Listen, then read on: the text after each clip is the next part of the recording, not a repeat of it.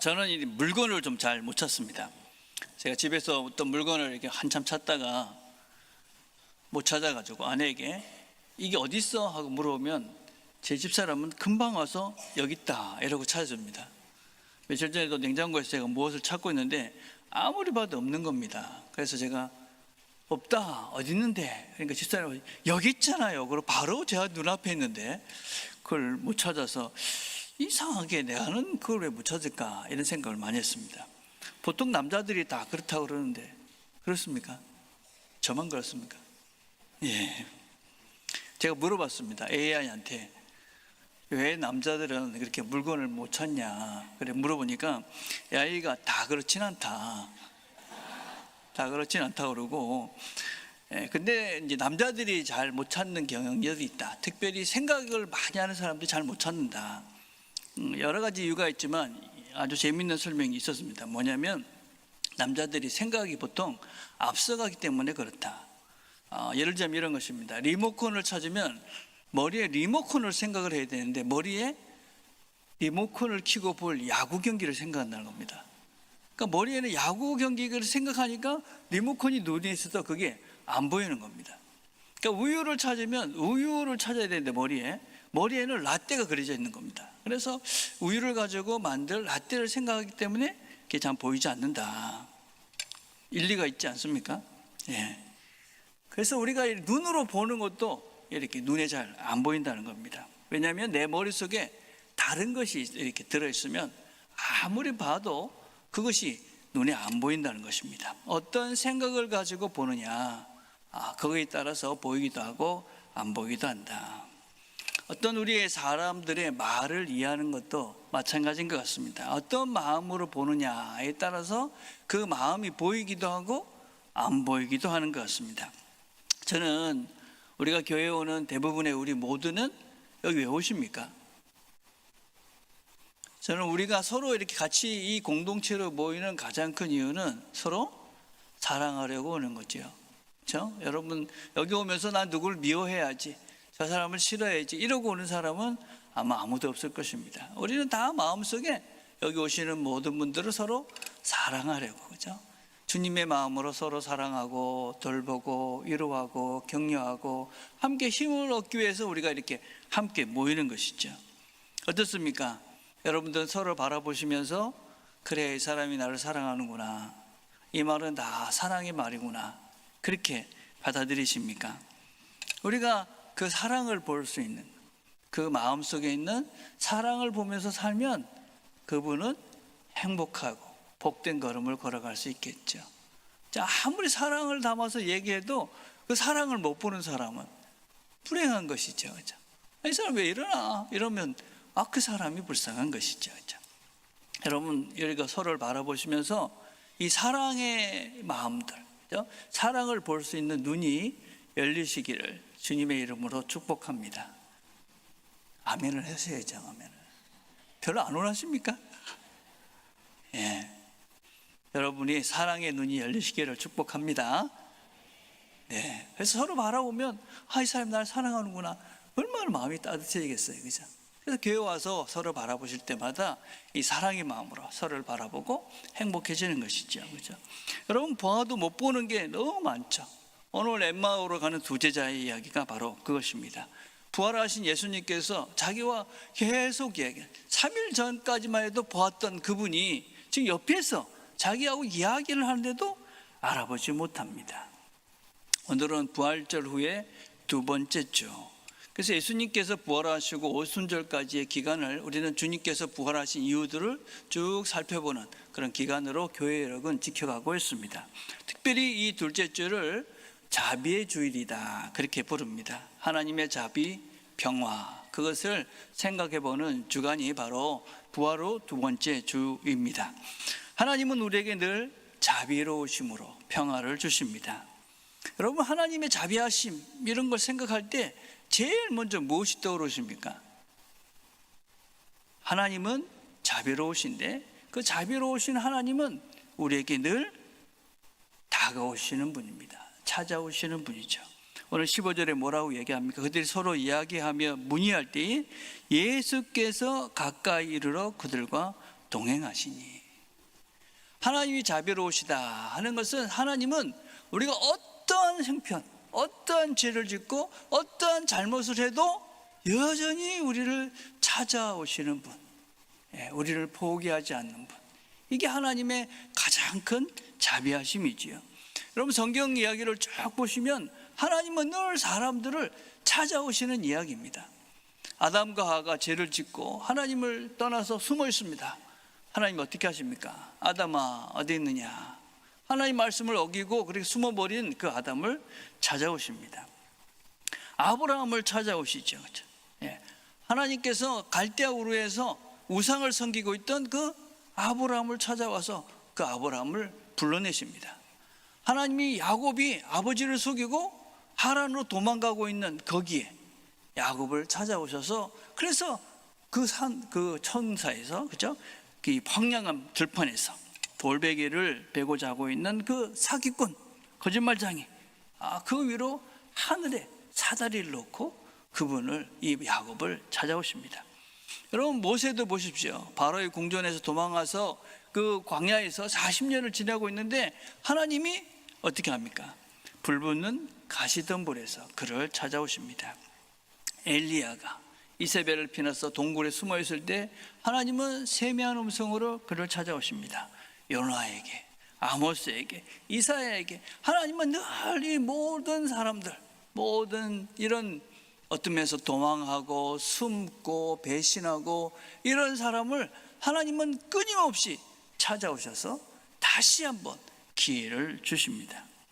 하나님이 우리를 찾아오신다. 여러분 그 하나님이 너무 우리가 그렇게 찾아와도 못 알아보니까 어떻게 하셨습니까? 육신의 몸을 입고 우리 가운데 찾아오십니다. 그래서 하나님의 아들이신 예수님께서 이 땅에 직접 오셔서 내가 너희들을 이렇게 찾고 있다. 나는 너희들과 이렇게 함께하고 싶다. 그걸 보여주기 위해서 예수님께서 이 땅에 오신 것이죠. 그죠? 우리는 하나님을 무시하고 내 마음대로 가는데 하나님은 그러지 마라. 난 너희들과 함께하고 싶다. 그러시면서 찾아오신 것이죠. 그리고 오늘 부활하신 주님께서 오신 거죠. 이 말은 하나님이 우리가 우리가 생각하기에 끝이라고 생각하는 죽음조차도 하나님의 찾아오심을 방해할 수 없다, 막을 수 없다 하는 것을 우리에게 보여주시죠. 그래서 주님께서 제자들에게 찾아오셨습니다. 그들은 지금 예루살렘을 등지고 엠마오로 가고 있습니다. 여기에 등장하는 글로바라는 사람이 등장합니다. 글로바라는 사람이 누구냐? 여러분 요한복음 19장에 보면 예수님의 십자가 밑에서 이렇게 그 예수님의 그 죽음을 슬퍼하던 여인들이 등장합니다. 그 중에 한 여인이 뭐냐면 글로바의 아내 마리아가 등장합니다. 여기서 글로바하고 이 누가복음의 글로바는 동일인이었다라는 것이 일반적인 견해입니다. 그리고 지금 이 두 사람은 누구냐? 아마 글로바와 그의 아내 마리아일 가능성이 많다, 그렇게 이야기합니다. 그러니까 이 사람들은 지금 예수님께서 십자가에서 그렇게 죽고 돌아가시는 그 현장에 같이 있었던 사람입니다. 근데 예수님께서 숨을 거두시고 돌아가시니까 이제 모든 것들을 포기하고 예루살렘을 떠나서 여리고로 내려가고 있습니다. 여러분 이건 단순한 지리적 이동이 아닙니다. 이것은 어떤 면에서는 신앙의 포기요 희망의 포기라고 할 수 있습니다. 모든 것이 끝났다. 죽었으니까 우리는 죽으면 끝나는 거 아닙니까? 그죠?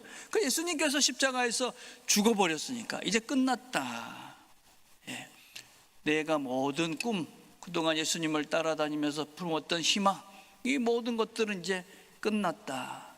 그리고 이 두 사람은 엠마오로 지금 예루살렘을 떠나서 지금 엠마오로 절망과 어떤 면에서 낭망하는 마음으로, 낙심의 마음으로 지금 엠마오로 내려가고 있는 것입니다.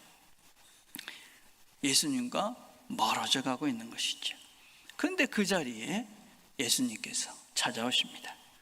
은혜라는 것은 우리가 뭔가를 막 찾아 나서는 것이 아닙니다. 어느 순간 주님께서 우리를 찾아오시는 것이죠. 도망하는 그 자리에도 주님께서는 찾아오십니다. 여러분 주님께서 탄생하신 목적은 하나님이 여기 우리와 함께 하신다, 임마누엘이었죠. 부활이라는 것은 무엇이냐? 죽음도 하나님이 너희와 함께하는 것을 막지 못한다 하는 것을, 죽음도 나와 너 사이를 가려놓지 못한다 하는 것을 보여주는 사건이 부활입니다. 그래서 하나님은 처음부터 나는 너희들과 함께한다 하는 것을 끊임없이 우리에게 이야기하고 계시죠. 하나님은 우리와 지금 여기서 함께 하시는 거죠. 하나님이 지금 여기서 우리와 함께 하신다. 믿으십니까? 예. 그럼 좀 안심이 되지 않아요? 어떠세요? 지금 여러 가지 불경기고 힘들고 막 그런데 뭐 여러 가지 고통의 문제도 있고 낭망하게 되지만 하나님이 계신데 안 괜찮겠나? 그런 마음이 되지 않습니까? 그죠? 하나님이 우리에게 늘 말씀하시는 거죠. 괜찮다. 내가 너희들과 함께하고 있지 않느냐. 보네포라는 분은 이런 말을 했습니다. 나치 감옥에 갇혀 있을 때 이렇게 얘기했습니다. 하나님은 우리가 원하는 때에 오시는 것이 아니라 당신이 원하시는 때에, 우리가 가장 필요로 하는 때에, 그러나 우리가 가장 예상하지 못하는 방식으로 오신다. 보네포라는 사람이 감옥에 갇히게 됐어요. 그 감옥은 우리가 생각하기에 어떤 장소입니까? 모든 것들이 희망이 없고 낭망할 수밖에 없는 환경입니다.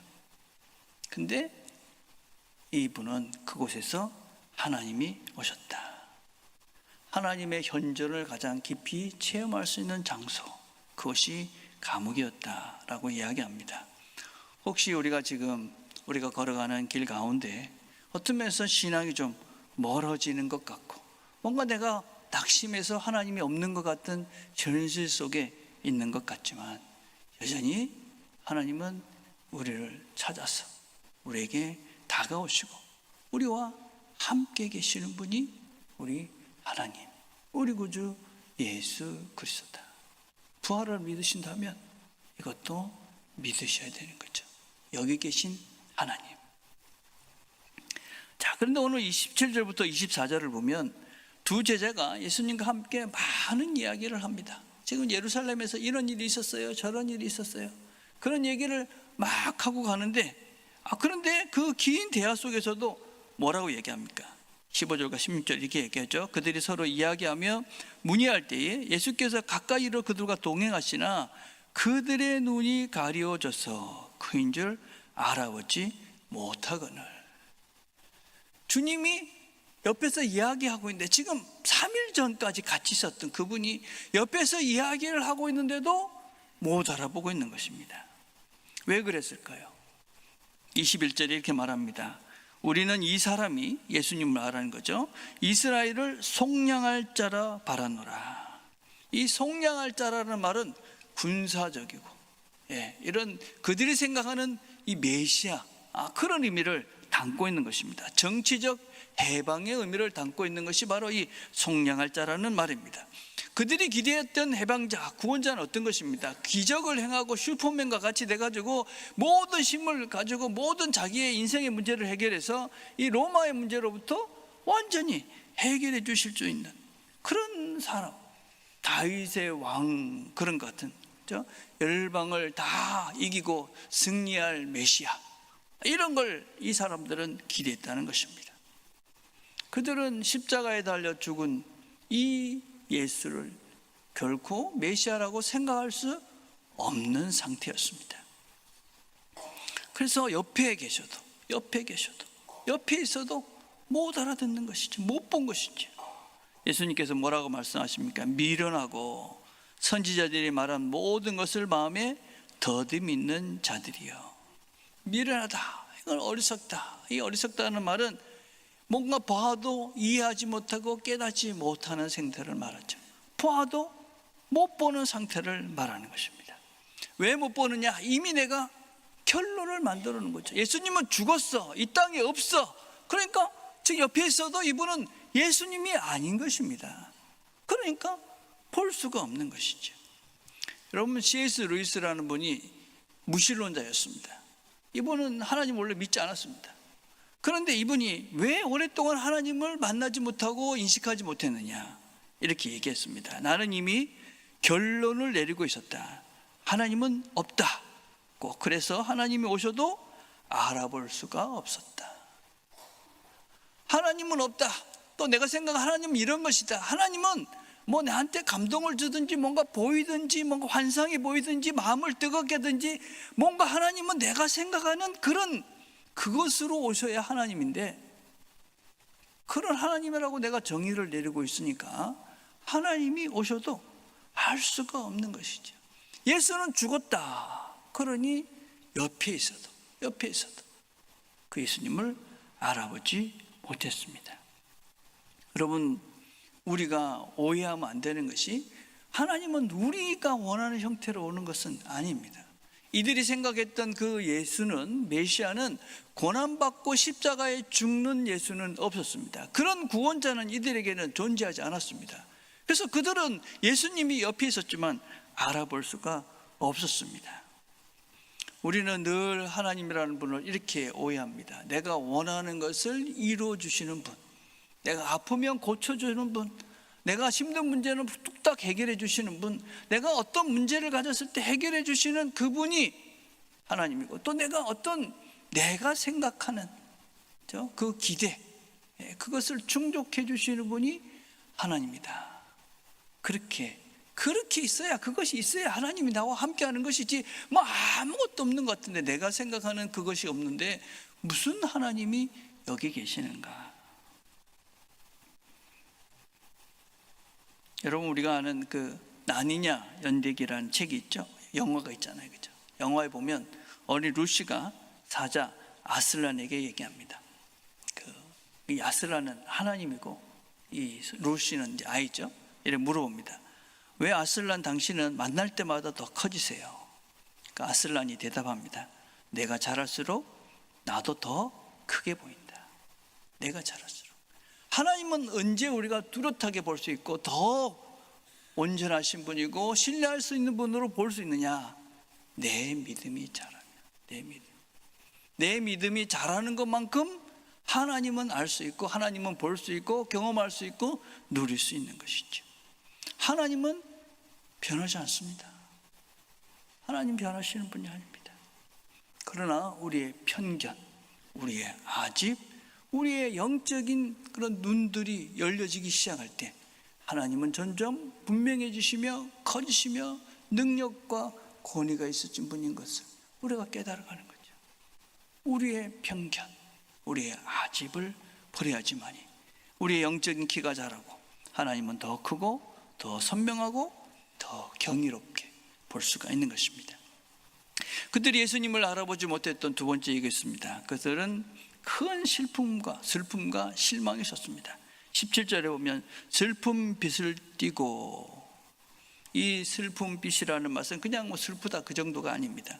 어두워져서 완전히 얼그러져 있는 상태를 말합니다. 깊은 침울감 속에 빠져서 아무것도 볼 수 없는 상태, 이것이 지금 슬픔 빛을 띠고 라는 말 속에 있는 의미입니다. 현실의 막막함, 여러분, 현실에 어떤 힘든 일을 당하면 하나님도 어디 있는지 하나님이 보이지 않습니다. 그럼 이것은 그냥 어떤 면에서 하나님은 계시다 머리로 인식이 될지 모르지만, 정말 막막한 문제에 서게 되면 정말 하나님이 계신가? 하나님이 계신데 이런 문제를 왜 이렇게 두시지? 그래서 어떤 면에서 내 마음속에 더 큰 의심이 생기고 더 큰 갈등이 생기죠. 여러분, 마틴 루터 같은 위대한 신앙의 선배도 이런 갈등을 겪었어요. 이런 고백을 했습니다. 나는 하나님이 내 원수라는 느낌에 사로잡혔고, 내가 하나님의 원수라는 느낌에 사로잡혔다. 하나님의 진노 아래 빠져들어 기도하는 것조차 불가능했다. 여러분, 마틴 루터 같은 종교개혁자, 위대한 신앙의 선배도 현실의 무게가 만만치 않다고 그렇게 고백합니다. 현실의 답답함 앞에서 여러분들은 어떻게 대응하십니까? 정말 막막하다.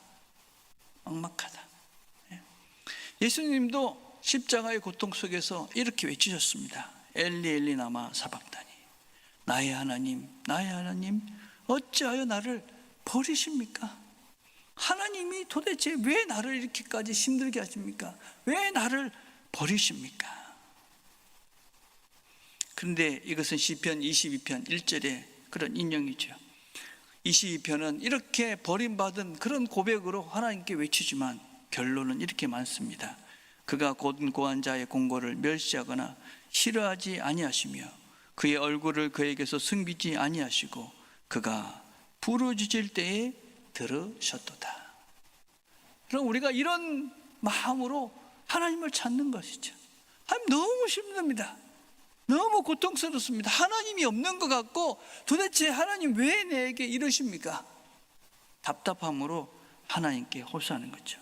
그러나 우리의 절망의 외침이 그냥 절망으로 끝나지 않게 하신다 하는 것이 우리의 믿음인 것이죠. 그렇죠? 고통은 절망으로 이끌지만 그 절망은 하나님께로도 나가게 하고, 그래서 우리는 떨어지는 것이죠. 끝까지 떨어지는 것이죠. 근데 그 끝에 하나님이 나를 받쳐주시고 나를 다시 이렇게 세워주시는 하나님의 능력들을 우리가 경험하게 되는 것입니다. 절망하신다면 기도하십시오. 하나님 왜 그렇습니까? 그러나 그 끝이 있을 것이고 그 끝에는 반드시 하나님의 손길이 우리를 다시 세우는 것들을 우리가 경험하게 될 것입니다. 자, 그래서 예수님께서 그 답답한 그 사람들을 보시면서 설명해 주십니다.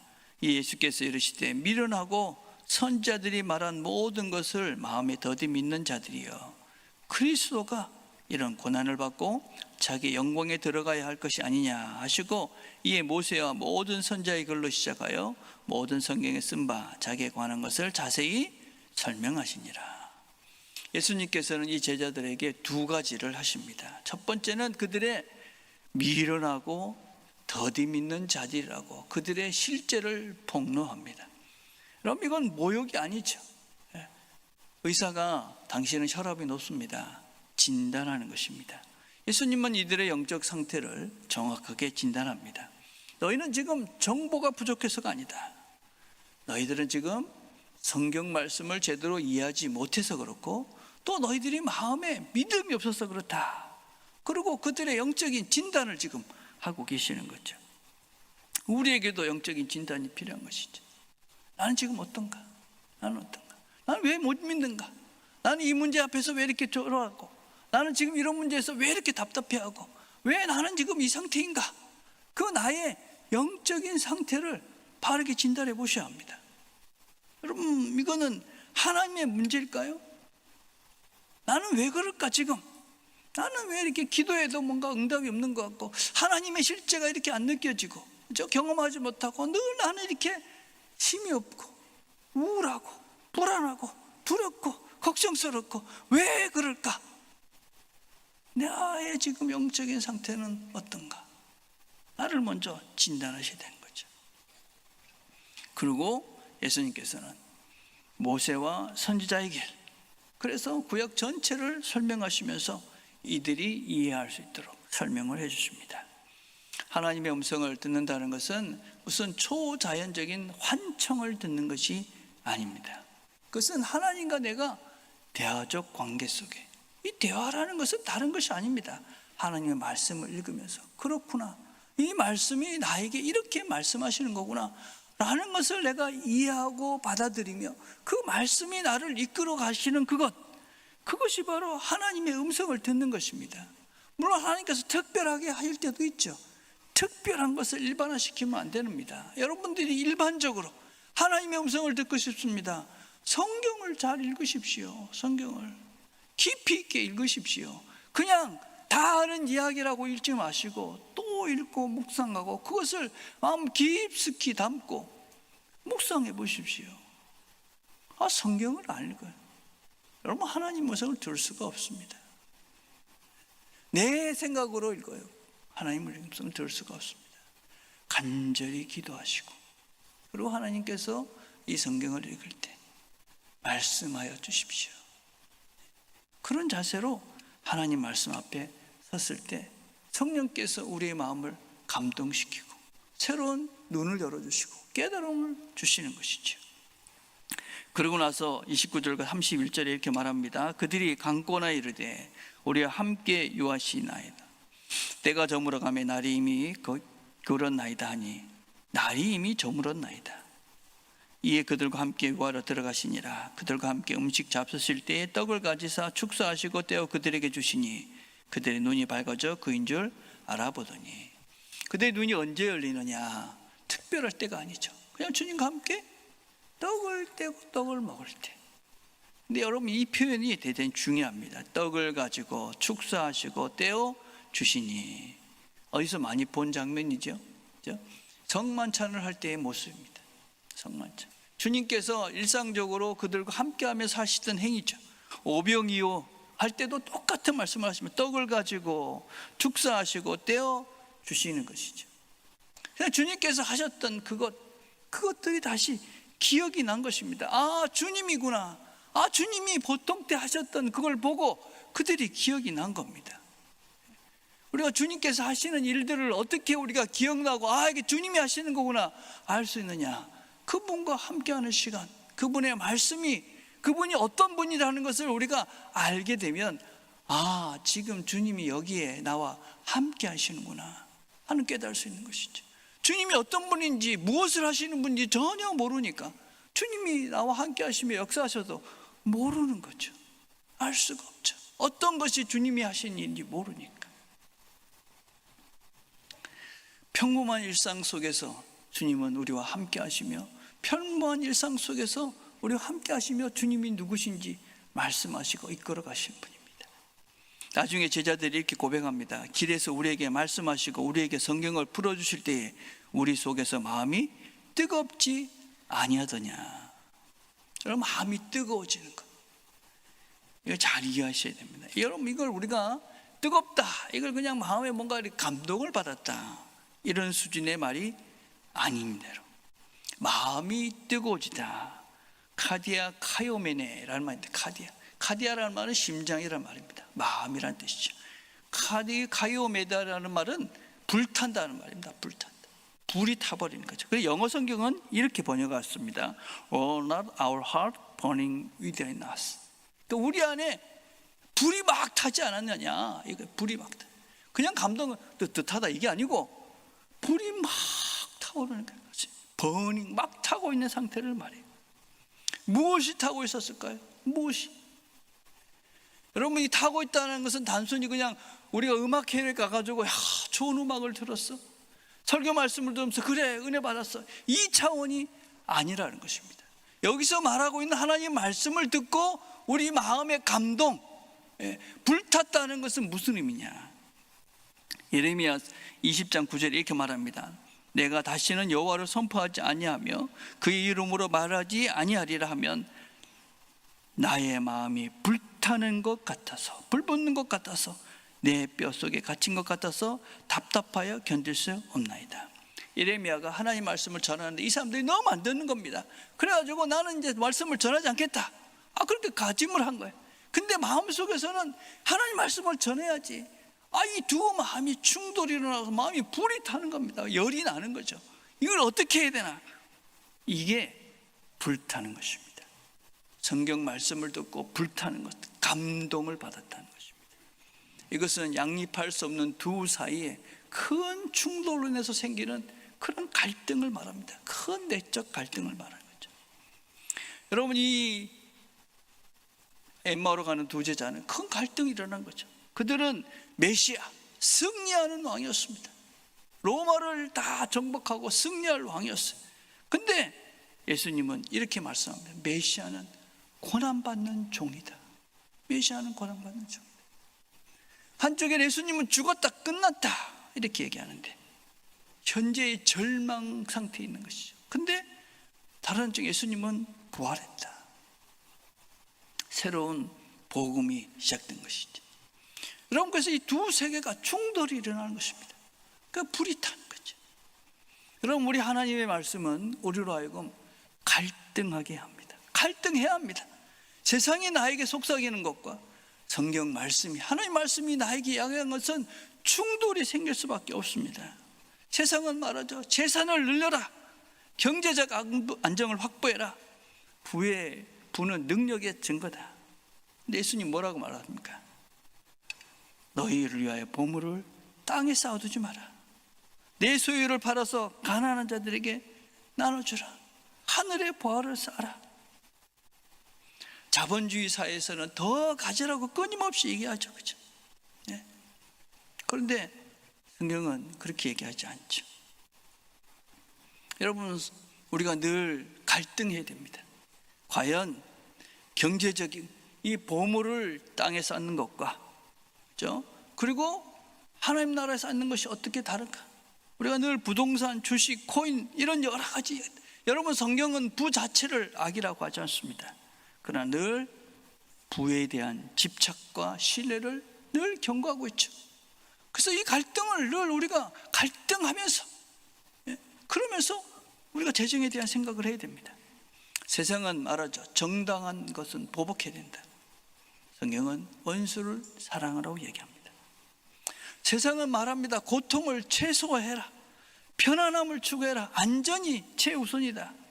주님은 아무든지 나를 따라오려거든 자기를 부인하고 날마다 십자가를 지고 나를 따르라고 말씀하십니다. 세상은 네 마음대로 해라. 네가 원하는 것을 하는 것이 자유다. 그렇게 말하지만 성경은 내 뜻대로 마옵시고 아버지의 뜻대로 되기를 원하나이다. 내 뜻과 하나님의 뜻은 충돌합니다. 거기에 불이 붙는 것입니다. 여러분, 그게 충돌이 크면 클수록 크게 불타는 것입니다. 그리고 그 불은 우리로 하여금 세상의 이 가치와 세상의 이 추구와 목표를 태워버리고 하나님의 것으로 새롭게 만들어갑니다. 갈등이 없다면 하나님 말씀에 불이 붙은 것이 아닙니다.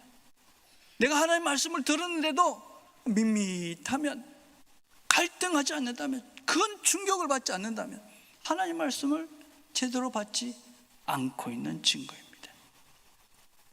갈등을 멈추셔서는 안 됩니다. 갈등하십시오. 그러나 갈등하고 거기서 멈추서도 안 됩니다. 33절을 보니까 곧 그때로 일어나 예루살렘에 돌아가니. 여러분, 이 본문은 되게 짧은 것 같지만 이 이야기의 전체 이야기죠. 그때로, 바로 그때가 어디였습니까? 컴컴한 밤중이었습니다. 밤중에, 여러분 그 밤에 이 예루살렘에서 내려왔던 그 엠마오로 다시 돌아가는 것은 위험한 길입니다. 여러분, 위험한 길. 도저히 언제 날지 모르는 그런 길입니다. 그런데 그 밤에 바로 일어나서 예루살렘으로 갑니다. 여러분, 일어나라는 표현은 대단한 말입니다. 여러분, 이거는 아나타 반테스라는 말인데, 이거는 부활이라는 말하고 똑같은 말입니다. 일어나. 그때 바로 일어났다. 부활했다는 것입니다. 그들이 일어나는 것 자체가 부활했다. 실망하고 낭망하고 그렇게 우울했던 그 마음에 갈등이 불이 타고 난 다음에 일어난 것입니다. 부활한 것입니다. 예루살렘으로 돌아가니, 오던 길을 돌아서서 방향을 바꾸고 예수님께로 다시 예루살렘으로 돌아가는 것입니다. 회개를 하는 것이 바로 그런 것이지요. 갈등의 차원을 넘어서 이제는 구체적인 헌신의 자리로 갑니다. 그리고 거기서 끝나지 않고 그들은 돌아가서 뭐라고 얘기합니까? 주님이 부활하셨다 증언하기 시작합니다. 참된 변화는 나 혼자의 감동으로 끝나지 않습니다. 공동체와 함께하는 것이지요. 2세기의 어떤 교회 역사가들은 이 글로바에 대한 기록들을 남기고 있습니다. 글로바는 복음을 전하다 순교를 했고, 글로바의 아들인 시므온은 예루살렘의 제2대 감독이 되었다. 1대는 야고보고 2대가 바로 이 글로바의 아들인 시므온이 되었다라고 기록하고 있습니다. 이들은 이제 엠마에서 도망했던 그 사람들이 이제 돌아가서 그 가정이 새로워졌고 그가 새로워졌고 하나님의 역사의 한 부분을 차지하는 위대한 한 사람이 되는 것입니다. 하나님 말씀을 듣고 우리가 발걸음을 옮겨 그리고 부활의 증인의 삶을 살 때 우리의 삶은 달라지는 것입니다. 부활을 믿는다는 것은 그 자리에 머무는 것이 아닙니다. 우리가 부활을 믿기에 그물을 마음에 묻고 지금 새롭게 시작하는 것이죠. 여러분, 우리가 시작은 바꿀 수가 없죠. 그렇죠? 지나간 실패, 잃어버린 시간들을, 놓쳐버린 기회들을 되돌릴 수는 없습니다. 그러나 지금 여기 있는 이 자리에서 새로운 결말, 새로운 끝을 결정짓고 우리가 돌아서서 새로운 시작을 해갈 수 있는 것입니다. 지금 우리와 함께 하신 하나님께서 우리에게 새로운 시작을 해가라고 우리에게 이 말씀을 우리에게 주십니다. 일어나서 방향을 돌이켜서 그리고 하나님과 함께 세상으로 나가 부활의 증인의 삶을 감당하는 저와 여러분 되기를 간절히 바라겠습니다.